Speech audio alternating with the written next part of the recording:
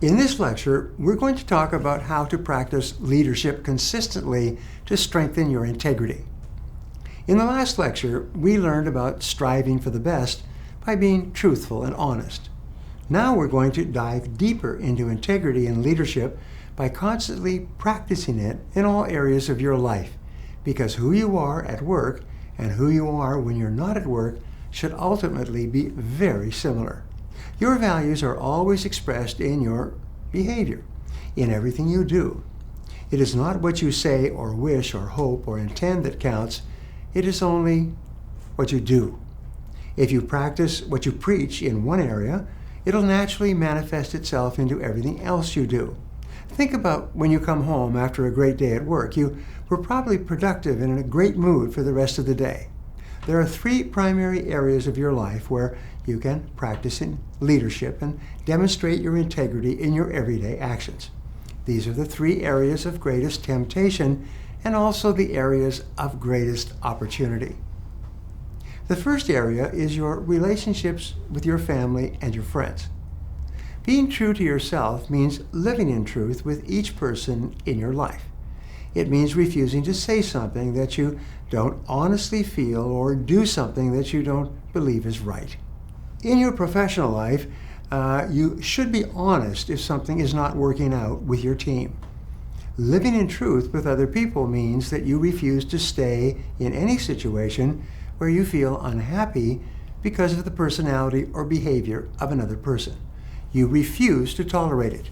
You refuse to compromise your ethics for anything. Psychologists have determined that most stress and negativity comes from attempting to live in a way that is not congruent with your highest values. It is when your life is out of alignment that you feel most unhappy.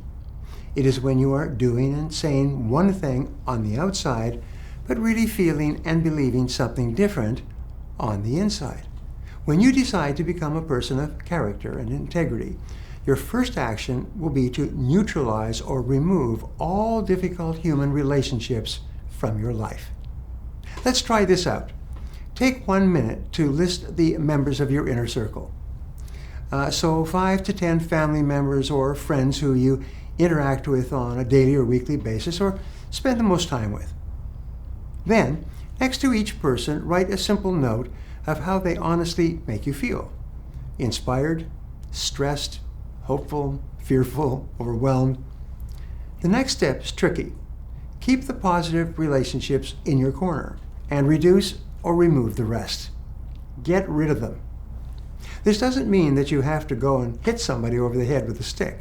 It simply means that you honestly confront another person and tell them that you are not happy. Tell them that you would like to reorganize this relationship so that you feel more content and satisfied. If the other person is not willing to make adjustments so that you can be happy, this should make it clear to you that you don't want to be in this relationship for very much longer anyway. The second area where you can practice leadership is your attitude and behavior toward money. Obviously, money is a big focus as a leader in an organization. In business, you should strive to be fair in what you and your team is spending and being paid, and not compromise on your worth. If you are casual with your money, you will have casualties in your financial life. Be fastidious about your treatment of money, especially other people's money. Guard your credit rating the same way you would guard your honor. Pay your bills punctually or even early. Keep your promises with regard to your financial commitments. The third area to practice leadership is with regard to your promises and your commitments to others. Always keep your word. Be a man or woman of honor. Just as you say you will be at a meeting or get numbers to someone, if you say that you will do something for a friend, then be sure to do it. Integrity is the key ingredient in character, and your character forms the foundation of your life. Practice integrity like breathing in and breathing out. My friend Cabot Robert has said many times that character is the ability to follow through on a resolution long after the emotion with which the resolution was made is past. Your character, your integrity, is manifested in your willingness to adhere to the values you hold most dear. It's easy to make promises and hard to keep them. But if you do, every single act of integrity at work and outside of work will make your character a little stronger. And as you improve the quality and strength of your character, every other part of your life will improve as well.